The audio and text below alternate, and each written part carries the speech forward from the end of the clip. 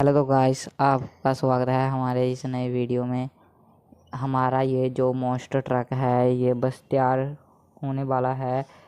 अब हम छोटी मोटर की जगह ये बड़ी मोटर फिट करेंगे इस ट्रक का, क्योंकि वो जो छोटी मोटर थी वो इसको चला नहीं पा रही थी। अब ये बड़ी मोटर है, अब हम इसको फिट कर देंगे। हमको समझ नहीं आ रहा है इन दोनों बटनों में से हम कौन सा बटन इस्तेमाल करें। आप कमेंट में ज़रूर दसना हम कौन सा बटन